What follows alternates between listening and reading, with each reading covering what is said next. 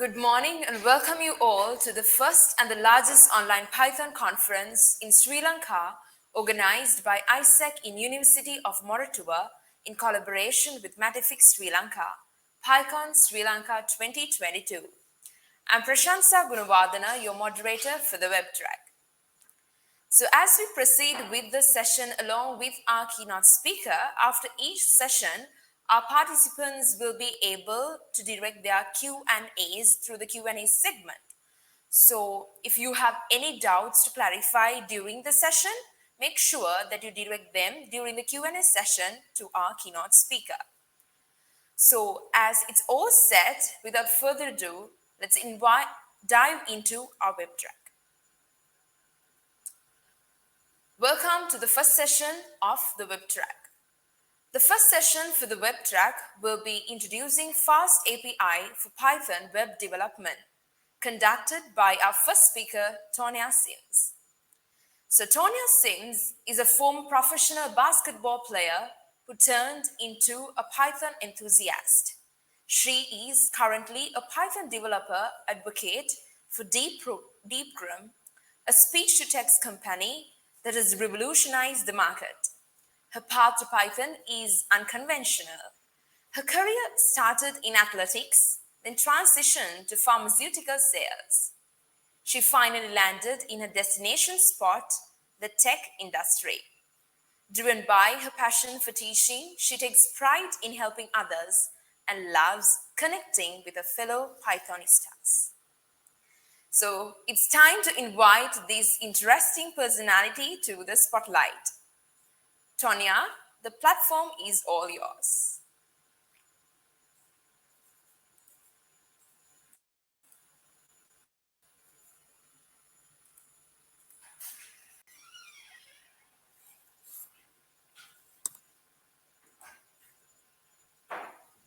Hey, can you guys hear me and see me? I'm going to share my screen. Yes, we can hear you and see you. Great.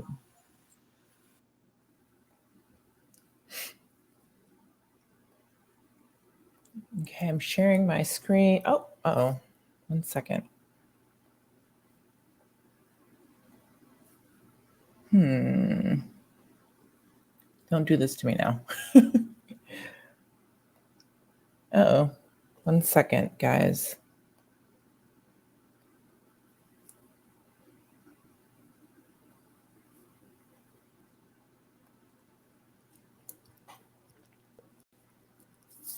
Okay, let me know if you guys can see my presentation, my slides. I think we're good.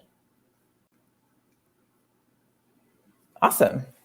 Well, let's get started. So, let's see. Let's get started. So, hi, everyone. So welcome to our conversation about, it's called Introducing FastAPI. Once again, my name is Tonya Sims. I'm a Python developer advocate at Deepgram. And Deepgram is, we're an AI speech recognition company. So, think of like speech to text or voice to text. So when you're speaking and your words are captured or transcribed into text, and there's so many things that you can do with that data, including unlocking insights, trapped in those conversations, etc.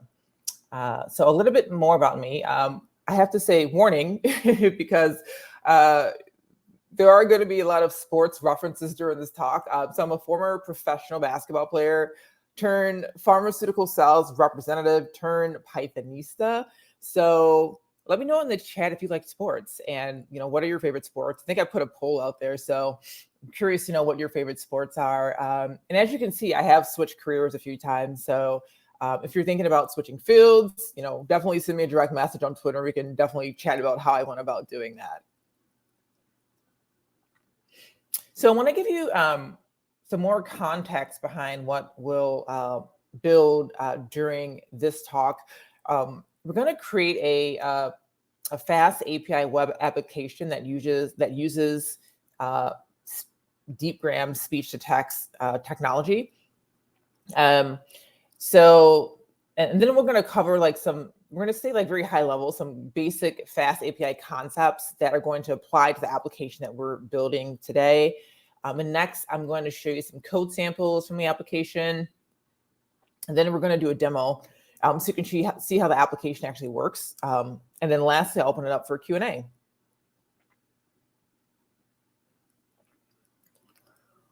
So imagine you were back in the year 1997. There were some pretty cool things that were happening that year, right? Like the first ever Harry Potter book was published. I think it was like Harry Potter and the Sorcerer's Stone. Steve Jobs, the late founder and CEO of Apple, he actually returned to Apple in 1997 after being ousted from the company a few years prior. And one of my favorite films from my childhood, The Lion King, will open up on Broadway. So that was 1997, some of the things that happened. But something in 1997, something was brewing in the sports world, especially in the NBA, the National Basketball Association. The most famous athlete to probably ever wear the jersey number 23 on this planet was, he was still like balling out and doing his thing after all these years. And of course, the athlete I'm talking about is Michael Jordan of the Chicago Bulls. I think everybody has heard of Michael Jordan at some point in time. He went on to win 6 NBA championships and is arguably, the best basketball player that we've ever seen in our lifetimes. So in 1997, Michael Jordan and the Chicago Bulls, they were facing off against an opponent in the NBA championship series. I think it was like the best out of 7. So, they had to win the best out of 7 games. And I believe this was like game 5. But there was just one problem. Michael Jordan actually came down with the flu the night before the big game, and it was like severely ill. And many years later, I'm not sure if you've seen the documentary, The Last Dance. It was about Michael Jordan and the Chicago Bulls. Many years later, Michael Jordan and some of the people around him believe that he actually had food poisoning from eating pizza during that road game. But we'll just say he had the flu. So they didn't think he would be able to play the game. But not only did he play the game, he scored like 40 points and was phenomenal. So there's like this famous photos of like his teammates. I think it was like Scottie Pippen, his teammate, holding him up during the game, because he couldn't walk because he was so sick. So in our application that we are going to walk through today, we're going to measure Michael Jordan's impact in that flu game, right? By using FastAPI web application that we're going to build, and using speech recognition to get the transcript. So we're going to pretend like we're like a play-by-play broadcast sports analyst or sports announcer for that game. And I'm going to use part of the original transcript actually for that. And then once we get the transcript, we're going to we'll be able to tell a story with the data, right? And visualize it. We're just doing a very, very simple example. We're going to highlight the text in red every time the announcer says Michael Jordan, and highlight the text in green every time the announcer says flu. And once again, we're going to use FastAPI to build this web application coupled with the Deepgram Python SDK, and that will help transcribe our sports audio from that game to text. So I just want to set some expectations during our next minutes together. I'm going to be explaining these concepts more high level because not everyone's is at the same, people are at different points. There may be some seniors, engineers, some mid-level, some juniors, and I just don't want to assume that you have knowledge of the topic. So yeah, you'll see me go very high level in this talk here. So let's chat about some FastAPI concepts and that apply to what we're building during our time together. Of course, there's a lot more, but we only have about 30 minutes together. So I just want to touch on some of the FastAPI things that we're going to be using today. So you may have heard of or have used other like Python web frameworks like Flask or Django. Well, FastAPI, right? It's like the new cool kid on the block. It's a new Python web framework that you can build web applications with. You can also build APIs within Python. And there are like a lot of things that set it apart from the other frameworks. So it's FastAPI is like it's a high performing, right, lightweight Python web framework used to build APIs and web applications. It's considered to be a micro framework, and it's like stripped down. It doesn't have a lot of the bells and whistles, which is a good thing, right? Because it allows for more flexibility. It's very modern. It's fast in terms of performance and in terms of like developer speed as well. And we're going to talk about why it's faster from a performance perspective in a few minutes.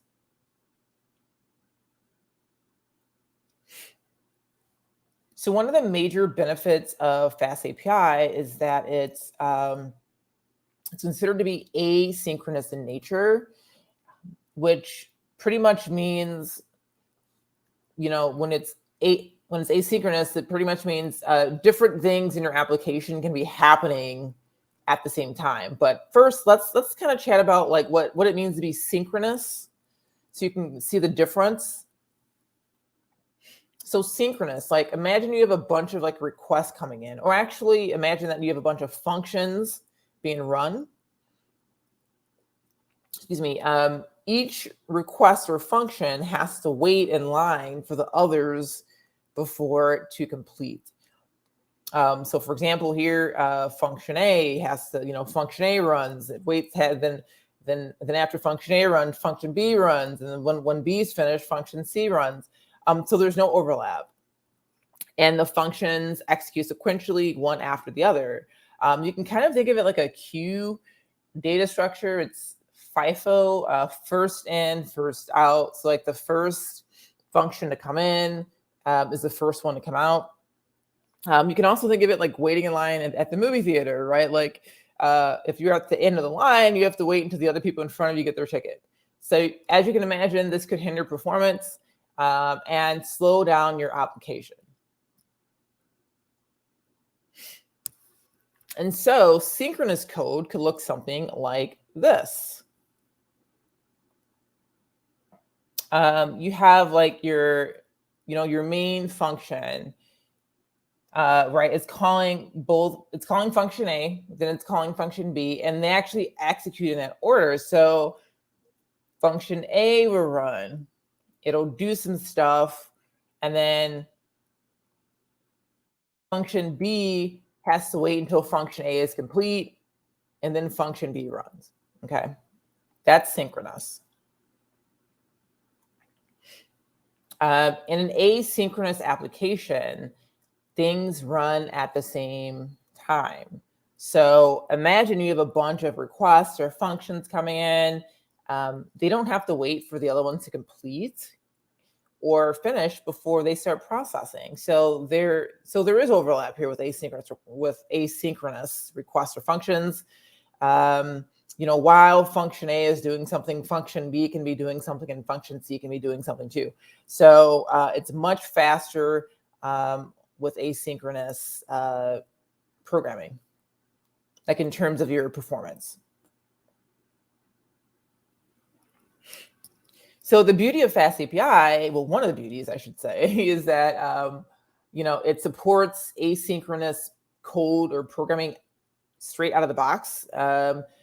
Async IO, you may have heard of it. It's a Python library that allows you to write asynchronous programs in Python, and it takes long waiting periods in which functions would otherwise be blocking, and it allows other functions to run during that downtime. And two important keywords when using async IO are async and await. So the async keyword, you use this async keyword when you're defining a function when you want that function to be asynchronous. So you would use it at the beginning of the function. the async keyword, and it's like you're telling your application, hey, this function can be paused and resume the rest of its execution at a later time. And it so that's what the async does. And then await keyword, oops, sorry, one second. In the await keyword, you tell your application like where your application will be paused and where it needs to wait for other things to happen. So what you're seeing here, these are asynchronous functions, right? Because they have the async keyword in the function signature. So you can kind of think of like, again, like async keyword as like the what it does. What it does, it turns a function into one that can be paused while other stuff happens, which is an asynchronous function. And then the await keyword is like the where, in terms of like determining where the function is paused, okay, and where is it going to wait. So I'm going to walk you through this example of asynchronous programming. So here we have a main function. Okay, and it's asynchronous, right? Because it has that async keyword in front of it. And it's doing something in there. It's awaiting something called async IO gather. And what this async IO gather does, it just gathers or collects all of the asynchronous functions in that list and allows them to run at the same time and wait for all of them to complete. So this gather will actually call function A first. Okay, it's going to print, function A will print, do some stuff in function A. And then you'll notice function A actually sleeps for 2 seconds. So that's awaiting. So it's await async IO sleep for 2 seconds. So because it's asynchronous, it's going to start, function B will start executing. And function B will print out, this is function B. And then function B sleeps, it's awaiting sleep. So it's waiting for something, right? But it's not non-blocking, right? So since function A only slept for 2 seconds, it's going to go back to function A. And it's going to print finish function A.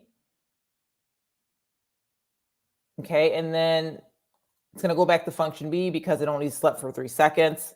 It awaited 3 seconds of sleep, and now it's going to print finish function B. So that's kind of a small example of how asynchronous programming works. But yeah, you can also, I think a good example too would be like when you would use asynchronous programming, or the await keyword, async and await, is maybe like with user input. If you have an application with user input, you're awaiting on the user to enter their input and before you can do something else. So hope that makes sense. Something else very important to understand in FastAPI is understanding the HTTP methods. These are crucial because these methods allow communication between a client and a server, and they allow you to take certain actions. And so you can think of these HTTP methods as being like action-oriented verbs, right? Like we have a get request, which reads in data or gets data, a post request, which creates data, a put request, which updates or edits data, and a delete request, which deletes data. But right now, we're just going to focus on the get and the post request. So like the get, as I was saying, is like reading data or requesting getting data. Like you're pulling up a web browser and you're getting data back, and then a post sends data to the server. So for example, if you're filling out like a form and you're submitting the form to the server. So a get request, for example, like let's say you have a client, right? You have a client, which is, it could be you're on your computer and you want to go to a web page. So you send the request to the server, and the server sends a response back to you, hopefully with an okay response. I think that's each response has a status code, and that's status code 200. You may have seen it before. And when you get that status code 200, that means that what you try to do was successful. So that's an example of a GET request there. And in FastAPI, it's very, very minimal. I mean, like it's very minimal, like to get an application up and running. All you have to do is just import the FastAPI class from FastAPI, instantiate an instance of that class, and assign it to a variable, which we're doing. It's app is our variable. And then once you've done that, you can start using that instance inside of your application, like in your routes. This is your route, the decorator at app.get. It's telling FastAPI that function right below it, that function, the async function get transcript, is in charge of handling request, and that this is a GET request, right? And it goes to the path or the endpoint. You may have heard that term too, transcript. So if you put up your local host and you do localhost / transcript, it'll pull up that page. And FastAPI, FastAPI also uses automatic documentation, which is it's like an interactive documentation in your browser. It's going to make your life a lot easier when you're debugging, because you can interact with it with the API docs, and you can see your requests in the browser, like such as like get post, like get request or post request, and you can interact with them like by passing in data and seeing what you get back, or like your response that you get back. So an example, so since we have two endpoints right now, we have the get and the post, and I'll show you the post in a second, but let's kind of talk about like this get request here. So to access the automatic documentation, you just go to your local host. It's just like your local host / docs.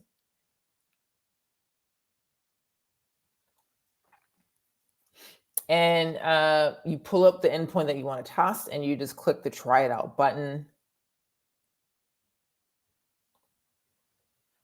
Then you click the execute button.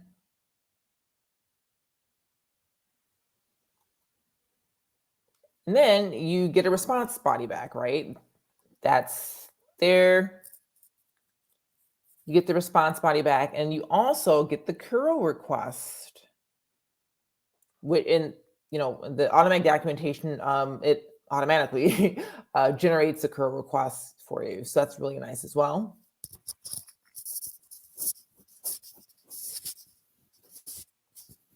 So a post request, so a user, what happens with a post request is a user like sends data to the server, right? Like kind of like submitting a form. And this time with the post request, right, a body, or otherwise known as like a payload, is sent with the data, right? So that body with that data gets sent from the client to the server, and the server sends a response back to the client saying, hey, this data was created successfully. That's what we're hoping for.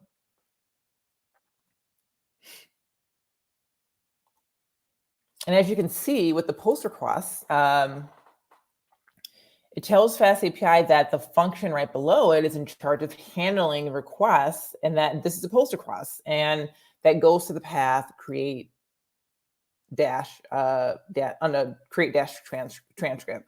And also take note of these here.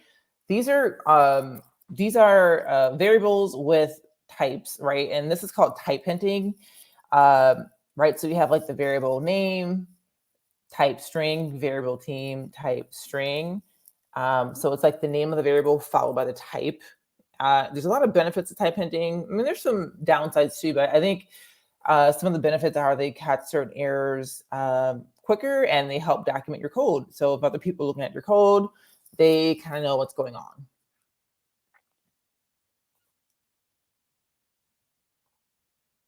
So if you pull up the automatic documentation for the post request, you can interact with the documentation. Like, for example, when you click try it out, the try it out button, you can type in different names and teams for your parameters.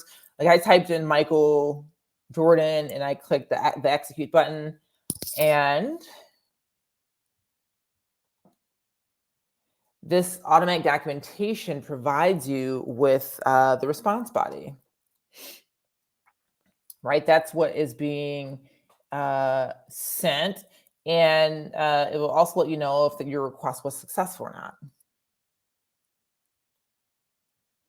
So you may be wondering how I'm running this locally and how I'm running my development server. So FastAPI uses something called hot reloading, which is very nice because it actually keeps the app running when you're making code changes. So you don't have to keep restarting the development server over and over again every time you make a code change. So it just keeps running. And all you have to do is just pass in this reload flag here in the terminal when you're running your application. And to start the server for your application, you would do this. You would type unicorn, the name. So main is the name of your main Python file. Like ours is called main.py. And app is the name of your instance, your FastAPI instance, which is app. And you can think of unicorn as being like a lightning fast server that allows your application to perform faster. So that's how hot reloading works.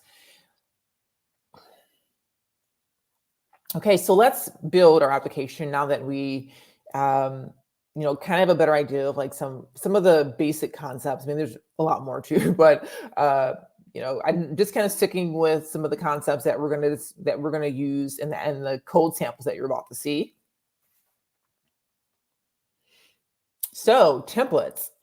So since we need to render HTML, the first thing you want to do is to create a templates folder in your project directory. And so template folders, it's a folder that holds like your HTML files and allows you to render or like show your HTML pages. And if you've worked with Flask, this is a little bit similar to that. So you may have seen this before.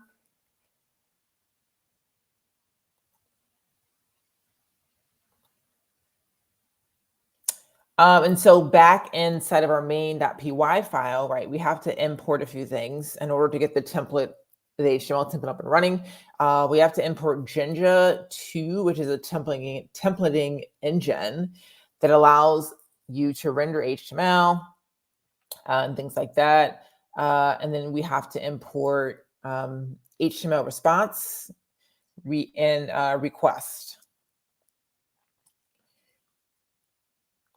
And so you'll see here, we are creating a variable templates that we're going to be using, that we're going to reuse later in the code here. And so this just creates a template object that you can reuse. It's saying, from Jinja to templates, get that directory called templates, which is our template folder. And that's how it knows to get the HTML files there.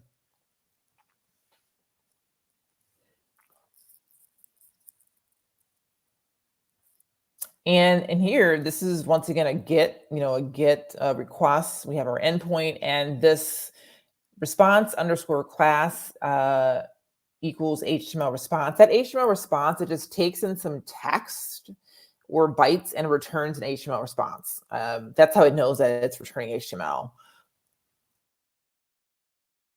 And this line of code here allows us to use the templates that we created. This template response, right? And return a template response. And we're passing in the name of our HTML file, which is players.html. And we're also passing in something called the request, which you can think of the request as it just helps process incoming requests. So you can think of it kind of like that. So now we're going to create our Deepgram connection. So we have to grab our API key. And once you have your API key, you want to create a .env or env file to hold your API key. You want to add this file to your .getignore file in GitHub. So the .getignore file in GitHub, it allows things to be hidden. So like, because you don't want to push your API key up to GitHub so everybody can access it. So I put my API key in that .env file. And then you create an environment variable here called Deepgram _API _key, and just give it your API key value.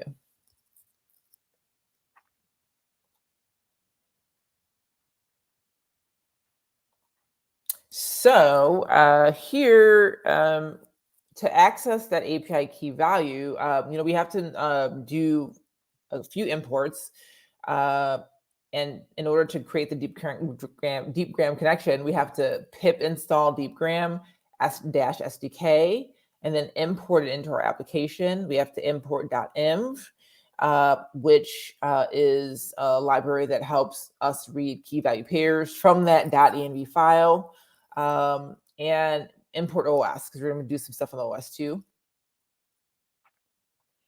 So this load.env just pretty much loads that in your environment variable from that .env file into your script, and this os.getEnv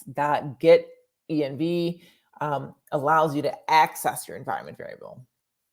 Okay, so you're loading your environment variable and then you're accessing it, and then this variable here, this dd_client, initializes the Deepgram SDK so we can start using it in our application.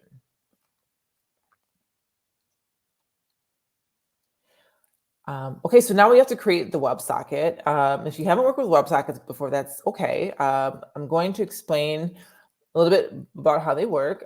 So a WebSocket starts with a request, kind of like what we were talking about earlier, like between the client and the server. Excuse me. So the client, right, wants to talk to the server responds like yes or no. Let's say that the server comes back and says yes, that server wants to talk to the client. Then what happens is the browser and the server like work their magic together to create a WebSocket connection, where the client and the server can like push messages back and forth to one another. And this is called like a bi-directional communication between the client and server. And it's important to note that during this communication between client and server, that the WebSocket connection stays open, right? Unlike an HTTP request, after the request and the response, it closes the connection. WebSocket connection stays open. So WebSockets are normally used for communication between a browser and a web server.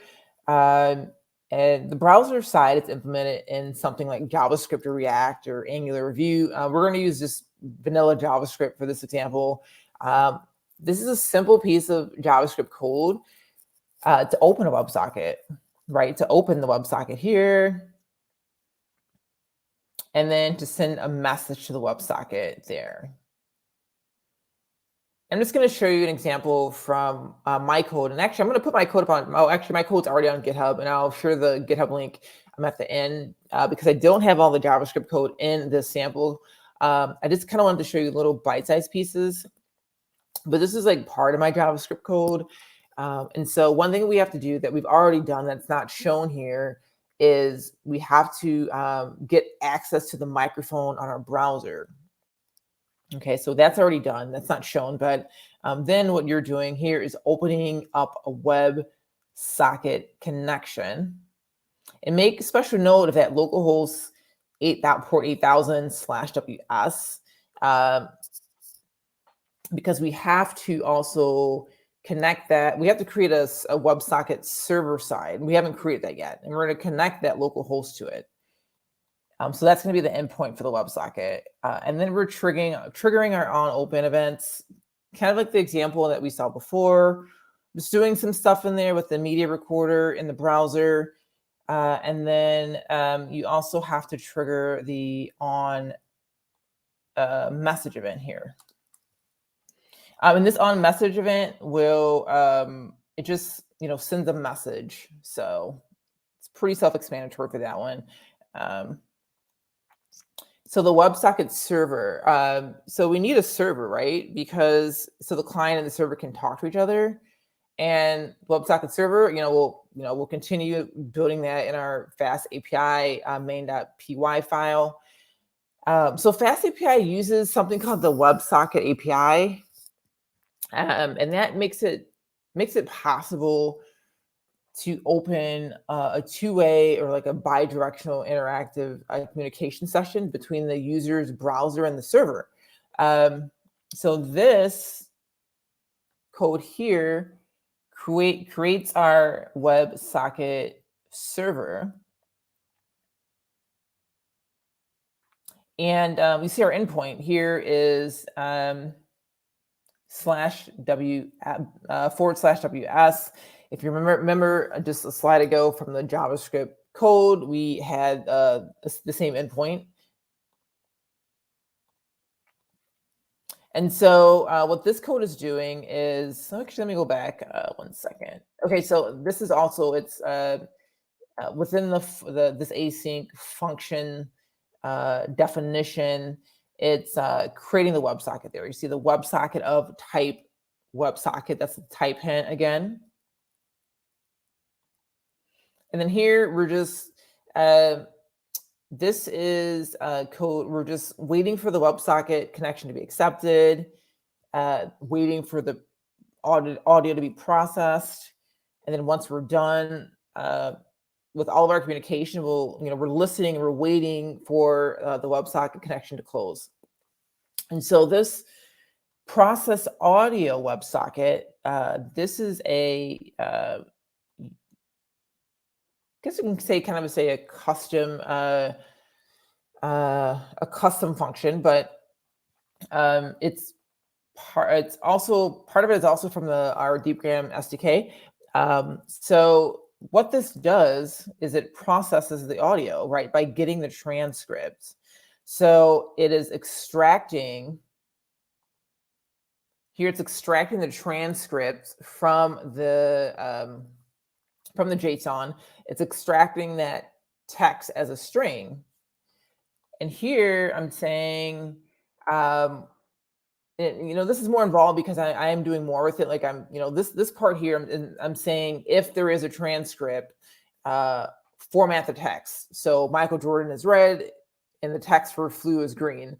I don't have I'm not showing this format transcript helper function, but it is in my GitHub in the code. So if you want to try it out, you can definitely take a look further at the code there. Let me go back here. So at the bottom here, where it says await fastsocket.send text, what this does is it sends a message to the client with the string body or with the string payload. And here we are connecting to Deepgram and getting the transcript.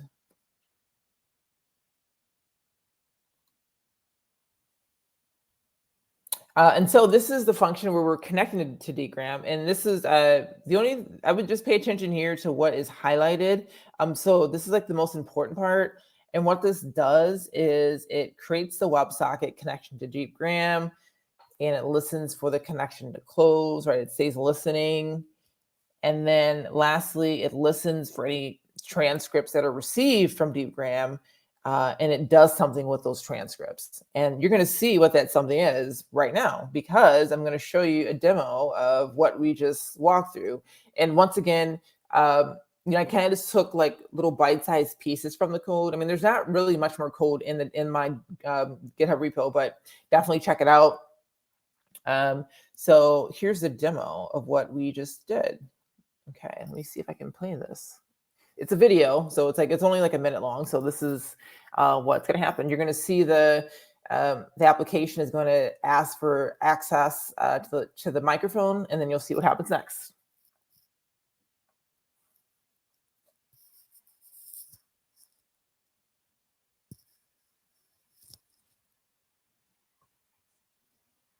The big story here tonight is Michael Jordan's physical condition. Michael Jordan arrived about 2 hours ago, and he is suffering from flu-like symptoms. The Chicago Bulls win the tip, and Michael Jordan has the ball. He shoots from the baseline. 2 more points for Michael Jordan. Wow, he is not letting the flu stop him. Michael Jordan has 38 points already while playing with the flu. Cool. I also have screenshots. I was prepared just in case that video didn't work. But so basically what had just happened, I think you kind of got the idea, but when you load the application, it'll ask you to allow access to use the microphone. And then once you do that, when you press start, you can start, start talking into your browser, and it transcribes your audio. That's like the speech to text. That's the Deepgram part. And every time we said Michael Jordan, it'll highlight it in red. And every time we said the flu, it'll highlight it in green. So that's what we just built. So, I mean, as you can see, right, think of all the things that you can build with FastAPI, incorporating like the speech recognition technology. I mean, you can do things like transcribe medical information. So for example, when a doctor is talking to a patient, instead of typing notes, they can use speech to text to capture what the patient is saying. You can use it in call centers. You know, as the customer calls in, you can transcribe their concerns and do a bunch of stuff like analytics and sentiment analysis. And you can also use it for running commands like voice commands to initiate phone calls, select your favorite radio stations, and play music. I mean, the opportunities are really endless. I mean, this is like world-changing technology that you can use. So here's what you can do next. You can take a screenshot. You probably should take a screenshot of what I'm about to show you here of all the links. You can clone or fork my repo with all the code from what I just showed you today, and build something cool. And let me know. Tweet me. Let me know what you built. I'm really curious to find out, how people are using it. FastAPI, and you can also. I would definitely also encourage you to check out the docs, the docs, the FastAPI docs. They are very, very good. They're some of the best I've seen, actually. And there's a tutorial. There's a beginning level tutorial and an advanced level tutorial. I would start, if you're just kind of new starting out with this, start with the beginning level tutorial and kind of walk through all the code samples. I would also highly encourage you to go to Deepgram and grab your API key so you can start building something with speech to text. When you sign up for your API key, we give you $150 of credit to use, which I think is very generous. We make it easy for you to start. There's like different missions, and you can choose when you're getting started, you can choose if you want to stream. If you want to do real-time streaming, kind of like what we just walked through, or if you want to do like pre-recorded audio, which requires uploading a file and then getting that audio transcribed. And as always, tweet me. I'm on Twitter, just at Tonya Sims, and let's chat. So I want to say thank you so much for listening, and thank you to the PyCon Lanka team. And I'm going to open it up for Q&A for questions.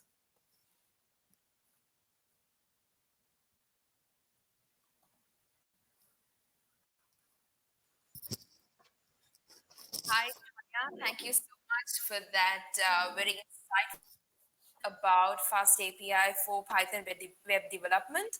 And I hope all delegates got a clear insight as to everything that you told from the very beginning. You made it quite interesting, starting from basketball, of course, and basketball player. Thank you. So Since we're running out of time, let's move on to a couple of questions only. Sure. So we already have a couple of questions, so let me get into one of them. Yes, so the first question that I want to direct to you, Tonya, is this question, which is there a difference between Java and Python with regard to exception handling? That's a good question. I have to put my Java hat on. It's been about 10 years, maybe longer. I mean, I mean, syntactically, yes. I mean, and Python uses like the try except for exception handling. I'm not sure what Java uses. I haven't really used Java as much, honestly. So I don't know if I can how to best answer that question. But I feel like, I mean, I think with all the coding languages, like, there are a lot of similar things. And I would think that Java and Python, as well as some of the other languages, are very similar when it comes to like exception handling. It's just like the syntax is different. Yes, thank you so much. And let's move on to the next. Yeah. So this question is regarding FastAPI architecture. Since it is asynchronous, won't it be affecting the transactions? For an example, simultaneous transactions. So regarding FastAPI architecture, since it's asynchronous, won't it be affecting transactions? So simultaneous transactions. Well, I think the thing with like the asynchronous part is, I mean, like, let's say like you have, I mean, transaction, like if you have like two functions, like kind of like we talked about in the example, and you have like transaction one and one function and transaction two and the other function, I mean, they're not really running simultaneously if it's asynchronous, right? Because they're waiting on the other one to finish or to complete before the other one is run. So, yeah, I mean, maybe if you could elaborate more on the question, or if there's Yes. anything else. Yeah, I think the participant only clearly highlighted about that. So if not, we can move on to one more question, if Okay, it's okay, Tanya. Yeah. sure. Yes. So the final question, uh, Fast API or Flask, which is recommended and what is the difference? Ooh, that's a good question. I used to do a talk comparing Fast API and Flask, and then other people started doing the talk, so I kind of pivoted a little bit. Both are really good, right? Both are, I mean, both are, very like, they're considered to be micro frameworks, like they're lightweight. Fast API though has better support, in my opinion, for asynchronous programming. Um, I mean, they're both good, but I mean, honestly, I think Fast API is going to be like, it's like the future, right? I mean, it's going to be, I feel like, the standard for API development, even for web application development as well. So, All right, then. So, as time has come up with everything and we are done with the Q&A session, so I want to thank Tonya for sparing your time with us and also giving an insightful session for all our delegates. I hope all the participants got a clear understanding as to what the session was, and also with your engaging participation, and also with regard to whatever Tonya told. So thank you so much, Tonya, for this interesting session, and I hope we will meet in future sessions as well. yeah. So, and also thank you so much for all the participants, and see you in a couple of minutes with our second session. Thank All you. right. Thank you so much. Thank you for having me. Thank you, everybody. Thank you. Bye bye, Tanya. Bye.